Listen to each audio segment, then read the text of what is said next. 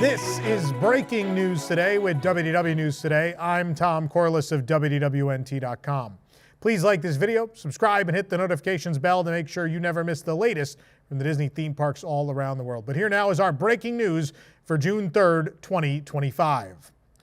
Walt Disney World has announced the closing date of the Rivers of America, the Liberty Square Riverboat, and Tom Sawyer's Island at the Magic Kingdom, as well as new details for the Cars expansion of Frontierland. All three of those attractions, again, the Liberty Square Riverboat being the Liberty Bell, Tom Sawyer Island and its rafts that take you there, and the river itself will be closed to guests forever on July 7th, 2025, with the July 6th of 2025 being their final day of operation. Construction walls will not go up right away. It'll be a few weeks later when you see those, but none will impede any of the bridges or walkways nearby. In fact, they will try to hold off on that for as long as is possible and try not to affect the operations of the park. The boardwalk will remain. Eventually, the walls next to it will pop up, and they're going to keep that open. One of the questions at our little media call we had on Monday was, one of the questions was, is that boardwalk going to close? What's going to happen with the parade route? Because Disney Starlight obviously debuts on July 20th. That's very soon. It's going to be very popular. And Disney said they will not affect any parade viewing areas for as long as possible. So at least through a prolonged period, we will not see any construction affect parade viewing.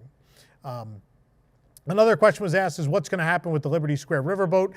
They would not give a definitive answer. All they said is they are still working with their partners at Walt Disney World to figure out exactly what is going to happen to parts of or the riverboat as a whole.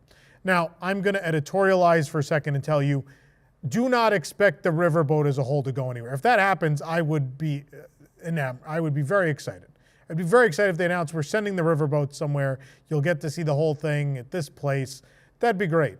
I would not expect that. It's good that there is a conversation happening for parts of the riverboat, if not all of it. That's encouraging.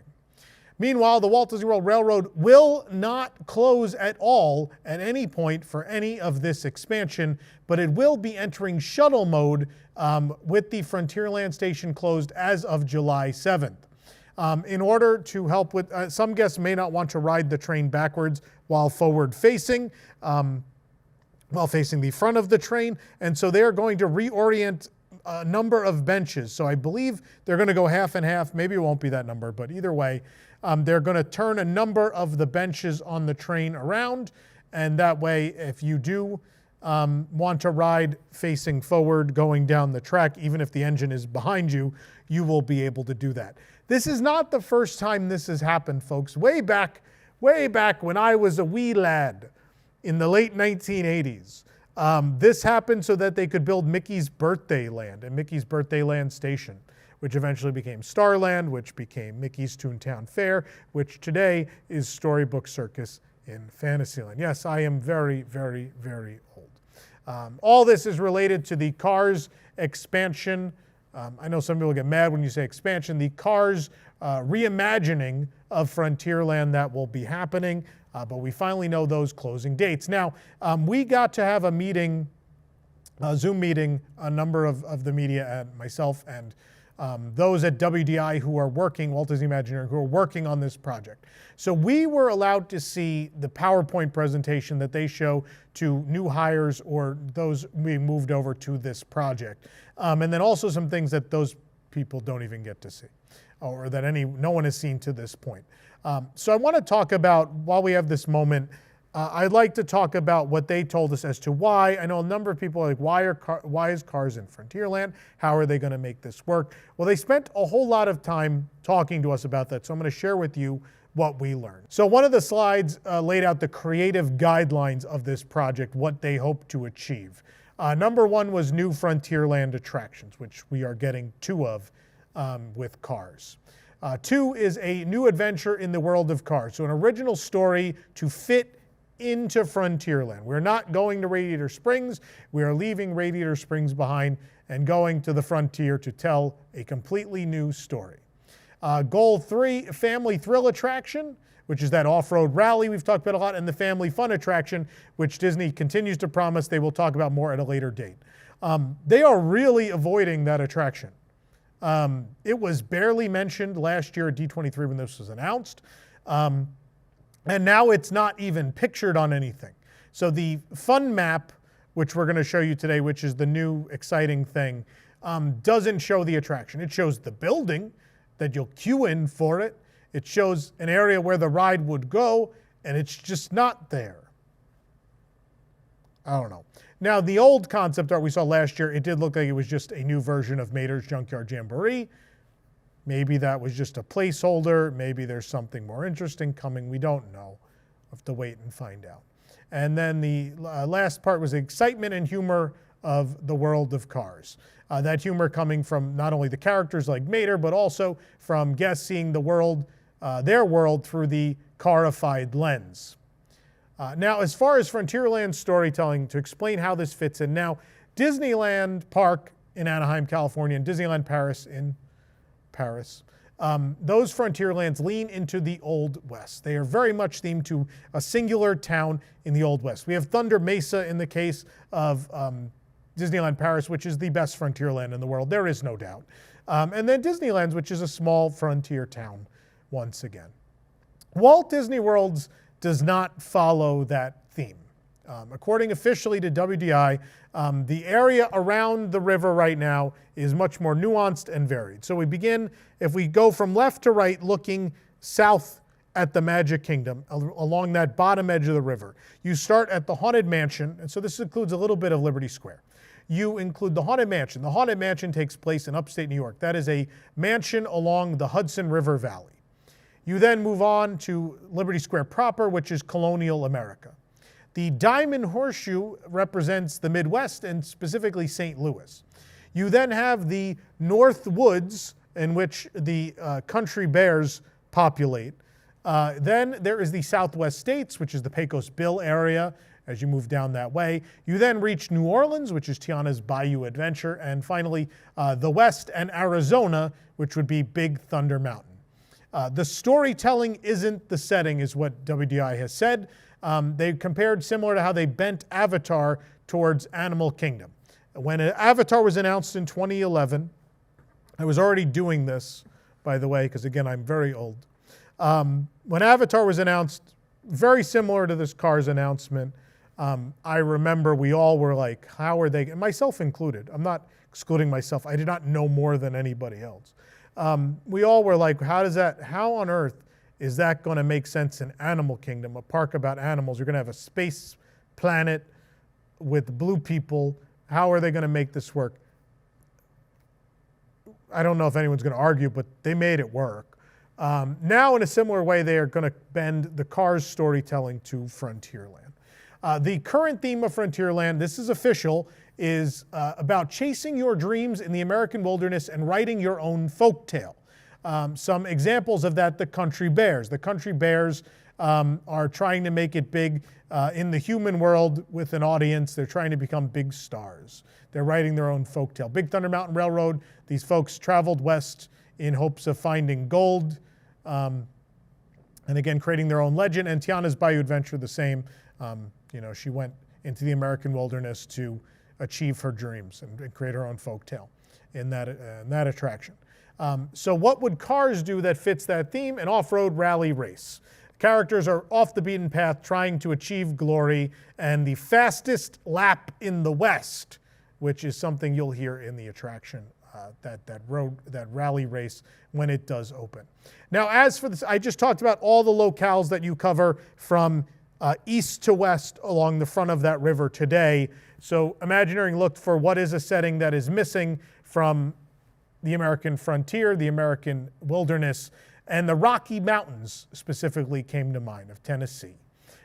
It's setting in the high mountains, and it's a lush setting that is missing from Walt Disney World's Frontierland to fit the area and to also complement the nearby Liberty Square and not ruin it.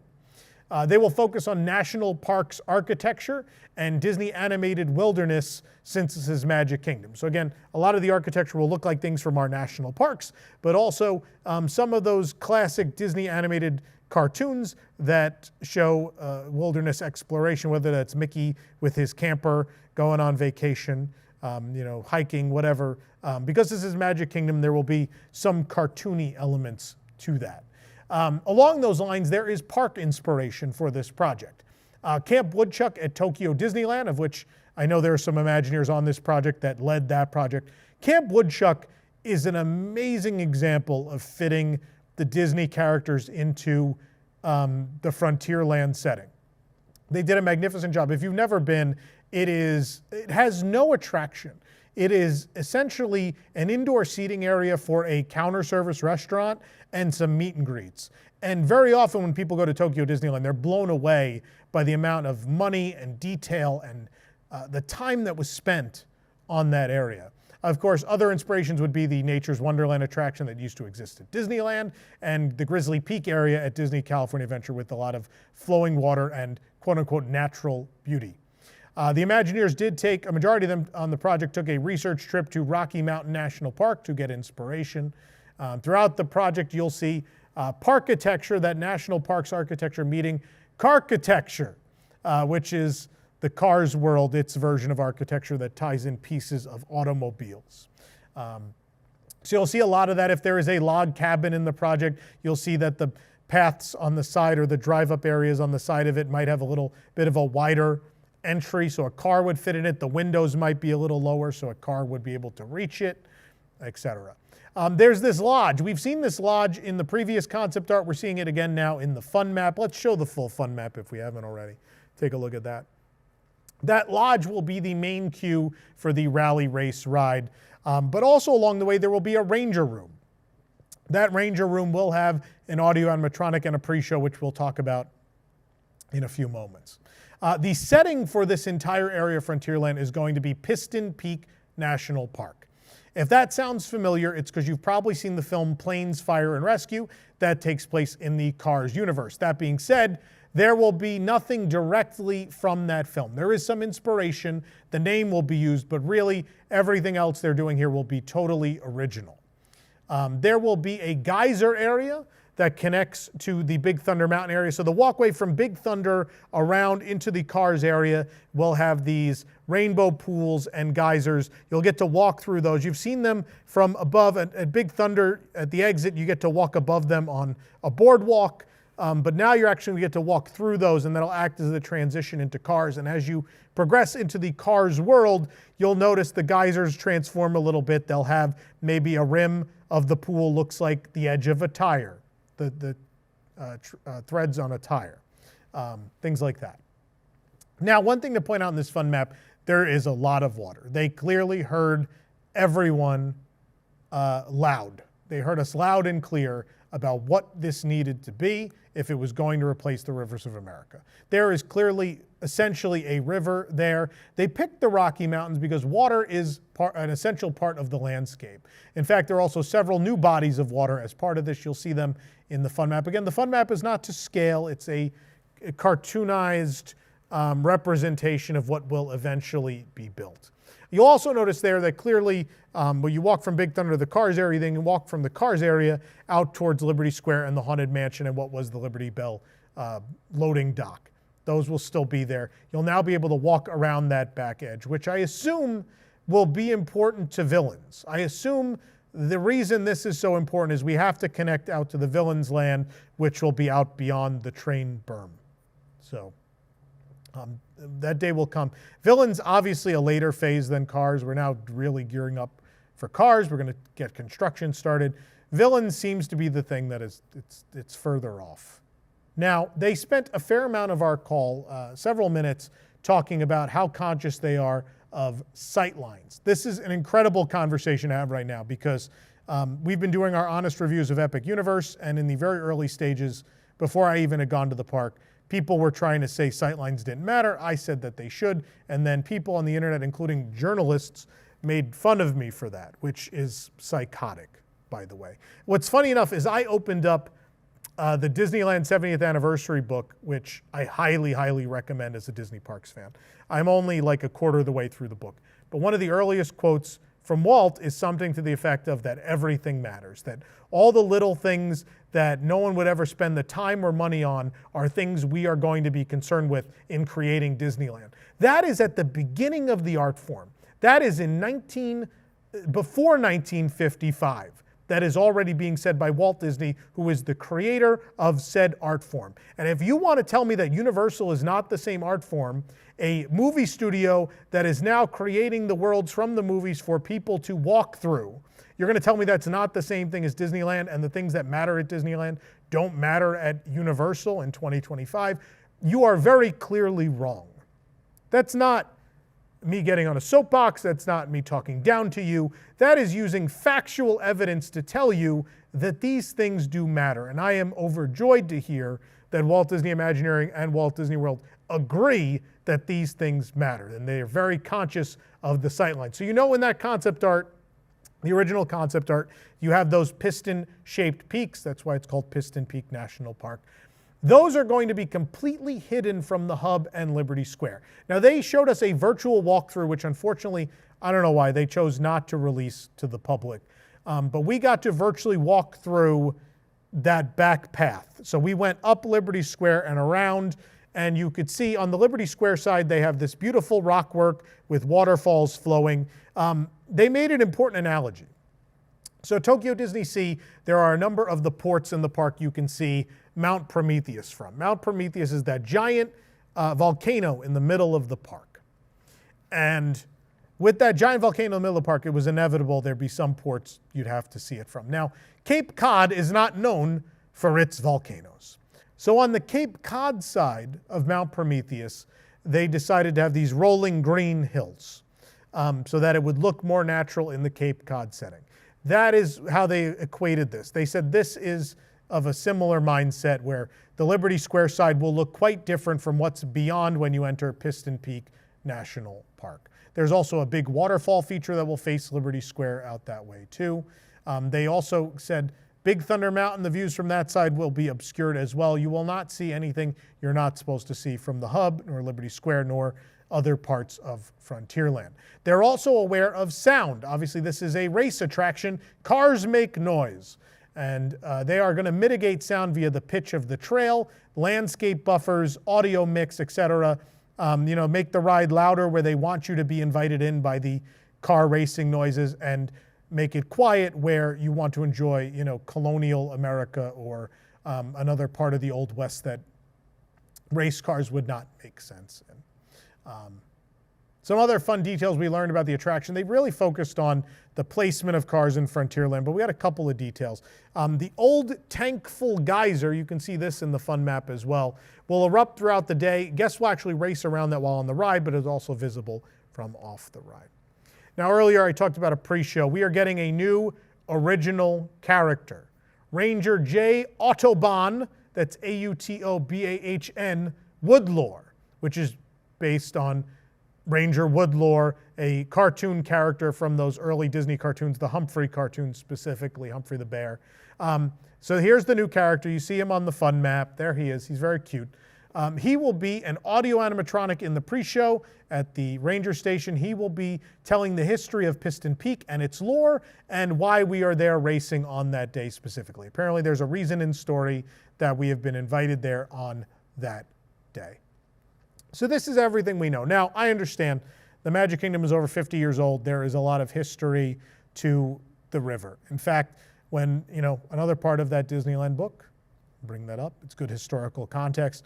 Walt went to a amusement park of the time, pre-Disneyland, which was, I think it was Henry Ford's park. And they had a place where you could relive sort of the splendor of old America. There were trains and, a riverboat and things of that sort. And that's directly what inspired him to put that at Disneyland. And so Walt didn't live to see the Magic Kingdom, but it was an important part of Magic Kingdom's opening. Now, that being said, we mentioned two parks before. We mentioned Disneyland and Disneyland Paris. Now, I'm of the mindset that in those two parks, those Frontierlands are mostly untouchable. They should be left alone, and especially in Paris where they got it so right. It is the grandest version of Walt's dream, and the Frontierland he would have built if he had the resources and the money and the technology in 1955. And that's pretty much what Disneyland Paris in total is all those lands are meant to be what Walt really wanted that Anaheim park to be if he could have done it. And then Disneyland it's his park. That's his park. I mean, he and his wife had their anniversary party on the Mark Twain. That's his river. That's his Frontierland. And so there's great historical significance. Now, I understand a lot of people are upset about this, and I'm not telling you shouldn't be upset, but I also, as I've said many times, I firmly believe the American Old West does not translate to the Walt Disney World audience at large.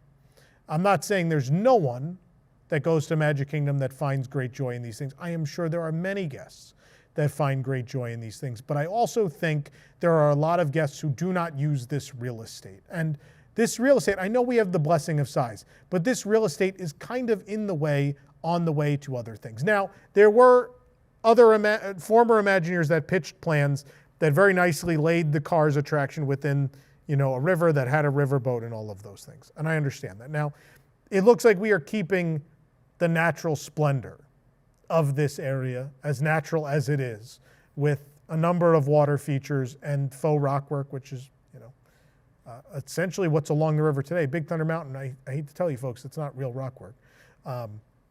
There's a lot of that splendor there. Now, will I miss the riverboat? Absolutely.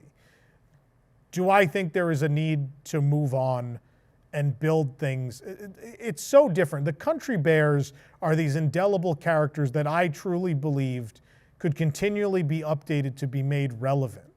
And we saw that happen. They decided to keep the Bears. Wonder why. They decided to keep the Country Bears, and they made a new show that spoke to a new generation of people and also put a smile on the face of those of us who've always loved those characters. That was the right call in that case. As for the river itself, I don't know how relevant any of that is to anyone anymore, and not the Walt Disney World audience. It deserves to live on in many other places. At Walt Disney World's Magic Kingdom, the most visited park in the world, I appreciate that we are fighting to add capacity, to have more things that more people want to do, and also trying to make those things make sense where they are going.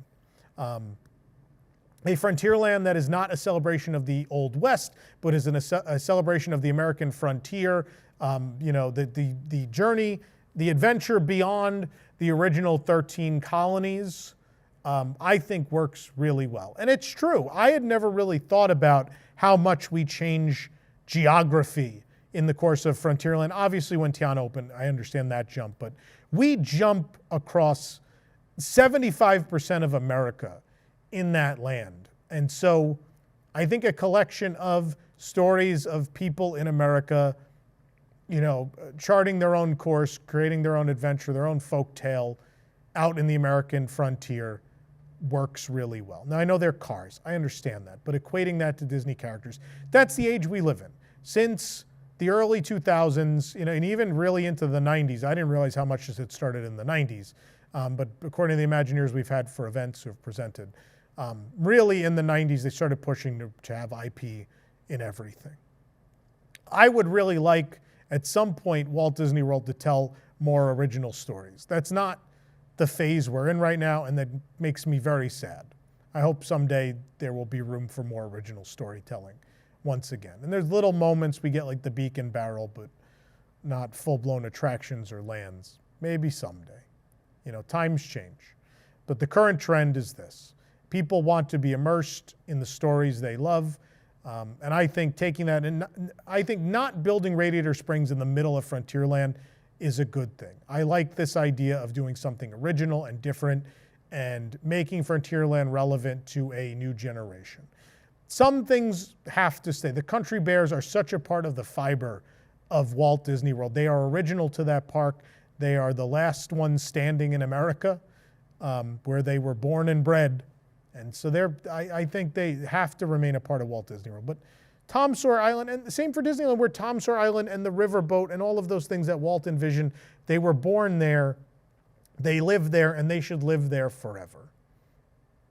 I think there are things at Walt Disney World that are the Hall of Presidents. The Hall of Presidents is intrinsically tied to Walt Disney. He always wanted it. He tried to build it at Disneyland. He then envisioned it for Disney World, and his brother made sure after Walt had died that the Hall of Presidents was built at Walt Disney World. And then Roy put all of the effort at the end of his life into making Walt Disney World a reality and passed away just months later after making Walt's last great dream come true. So that is absolutely untouchable. There is no lore like the Bears or Hall of Presidents to the Walt Disney World version of Tom Sawyer Island and the Riverboat. It just doesn't have that historical context to it. And, Muppet Vision's a whole nother thing. I'm very upset about Muppet Vision. I think it's a tremendous mistake. And I hope Walt Disney World decides to find it in their heart and in their pocketbooks to reinstate that attraction down the road. Otherwise, I think, again, a colossal mistake. It's the last work of Jim Henson, a Walt Disney World original attraction, very much a part of the fiber and what it makes Hollywood Studios, Hollywood Studios. The same way the Bears and the Hall of Presidents make Magic Kingdom, Magic Kingdom, or Pirates or Haunted Mansion do. But I know this is divisive. I don't expect everyone to agree with me. I don't dislike you for disagreeing with me, and I hope you don't dislike me for disagreeing with you. But I, based on what we were shown, they went out of their way to tell us, hey, we know you're worried about sightlines. We know you're worried about the intrusion of sound. We know you're worried about the storytelling. Here's what we've done. Here's why we believe this makes sense, and do with it what you will. And I will say I was very impressed. I was for this project, but at the same time, I definitely did not think we were going to hide Piston Peak from Liberty Square. I just figured that was going to be visible.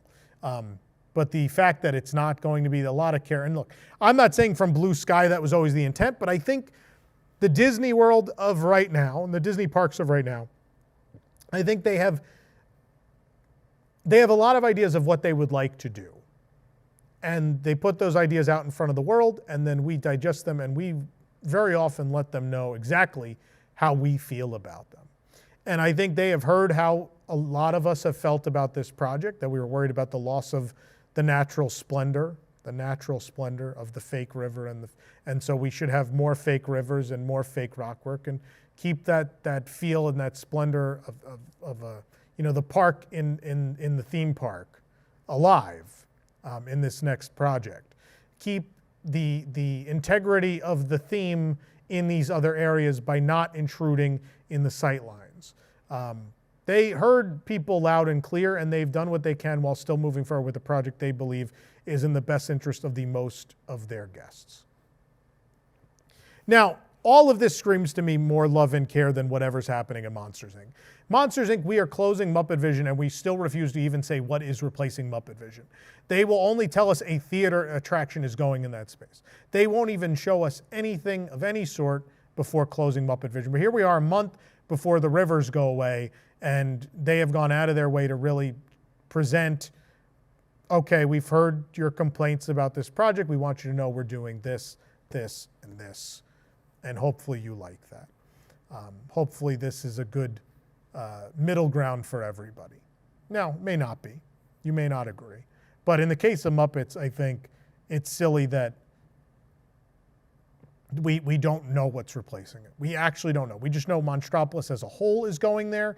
The Muppet building will remain, and some other entertainment offering will go in it. And Tom Bricker, who runs Disney Tourist Blog, made a fantastic point. Number one, he brought up that Monsters, Inc. Laugh Floor. I love Monsters, Inc. Laugh Floor, but it has not been a huge draw. It's now, 15 years old? It's almost 20. We're almost at 20 years. It's not a huge draw. And you're going to do a new Monsters, Inc. show. You obviously can't move the Laugh Floor there, right? It's already, it's already a little long in the tooth. It's time for it probably to go. And if you make a new stage show, the history tells us that a stage show at Walt Disney World doesn't have, despite what Disney will tell you, doesn't have the greatest shelf life imaginable. Now, Indiana Jones has been running forever. Should it have? I don't know. Little Mermaid, Beauty and the Beast both ran forever. Mermaid ran forever. Beauty and the Beast still running. Do we think whatever goes in here, even if it's very good, will have a 30-something year lifespan like Muppet Vision? Does that tell you it's a mistake? As opposed to, look, I know those of you who are upset about the river, ask yourself the same question, which is, What do you think is the lifespan of the thing replacing it? And honestly, based on the longevity of Cars Land at DCA, it's already been open for 13 years. It's still the most popular attraction in the park. It's still the most popular land in the park. You know, this will be something enjoyed by generations of people for a long time to come, at least as long as we've had the rivers and Tom Sawyer Island and the Riverboat already. Probably at least another 50 years of life there. So it tells you at least it's a better decision than Muppet Vision, if not necessarily the best decision. But let me know in the comments how you feel. I'm really interested to hear how people feel with these new facts. I find it is often hard to sway people from their original point of view. I'm trying to be level-headed about these things, but I understand many of you may have a stronger connection to the river and the Riverboat and Tom Sawyer Island than I do. And I totally understand that. We all have different things that we have memories attached to, and those memories are very strong and very powerful. So let me know in the comments why you think it's a good idea, why it's a bad idea, if any of this won you over, if it didn't, whatever the case may be. Let me know. I'd love to talk to you about it. But that's our breaking news for the day. A quick reminder, we are saying goodbye to Muppet Vision this weekend, and we are having an event as part of that called a glorious 3-day finale. It begins Thursday night. Don't miss an all-new special episode of WDW News Tonight that is live at 9 p.m. Eastern on the WDWNT TV channel right here on YouTube. It is a very, very special episode which will feature the largest in-person audience we have ever had. Well over 100 folks will be here in the studio. We better clean up. It's going to be pretty packed in here. But the largest live audience we've ever had for the show, and a multi-hour celebration of the life and times of Muppet Vision 3D as only we here at WDWNT can provide. The big main event for us is Friday, though, where we have Steve Whitmire, who portrayed Kermit the Frog for many years, but also in Muppet Vision 3D was Bean Bunny, Rizzo the Rat, and Waldo C. Graphic joining us, as well as many of the folks from the Jim Henson Company and former Walt Disney Imagineers who created Muppet Vision all together, reuniting to share stories, anecdotes you've never heard, share concept art and pictures and behind-the-scenes video you've never seen before, all as part of this event. You can join us for that in person, or you can stream it online. agloriousfinale.com is where you want to go for either of those. All proceeds, whether you buy a ticket in person or stream the event online, and you do get 30 days to watch it afterwards too. You don't have to watch it live. All proceeds go to Give Kids the World Village here in Orlando, a tremendous local charity. But for those that don't know, Give Kids the World Village, make sure that critically ill children and their families get to enjoy a all expenses paid trip to Orlando, and that includes Walt Disney World Resort. It's a really tremendous charity we've been working with for many, many years.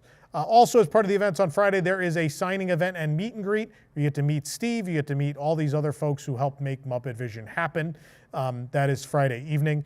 Friday's events are happening at the Embassy Suites, if I can speak, Lake Buena Vista Resort. We have all the location information, again, on our website at agloriousfinale.com. If you could join us for that. And of course, free to attend if you're going to be at the park on Saturday for the actual farewell of Muppet Vision. At 10 a.m. on Saturday, we're going to meet outside the Miss Piggy fountain, just in front of it by Gonzo's Royal Flush. Don't block the entrance to the attraction, please. We'll get in trouble. Please don't get me in trouble. We're going to meet out there. We're going to take a picture with the fountain, and then we're going to go in as one large group one time to see Muppet Vision 3D on its final day before too many of the crowds descend and we're unable to do that. Usually we'd spend the day together, but I think it's going to be real jam-packed there at the park, and I want to just make sure as a group we get to see it together once and get one big group photo for all of us to remember the day. So a quick reminder of that. Again, all the details at agloriousfinale.com. For the absolute latest on these breaking stories and all that didn't make it into today's show, be sure to check WDWNT.com and follow us on all your favorite social media platforms. You could support the entire team behind this show and others by joining the WDWNT Interglobe Society at patreon.com/WDWNT. Get access to exclusive content, discounted show and event tickets, including a glorious finale, and more. Special shout out to our WIGS members watching who make the show happen every week. For the worldwide leader in Disney Parks news, this is Tom Corliss saying, enjoy the rest of your today. Have a great, big, beautiful tomorrow.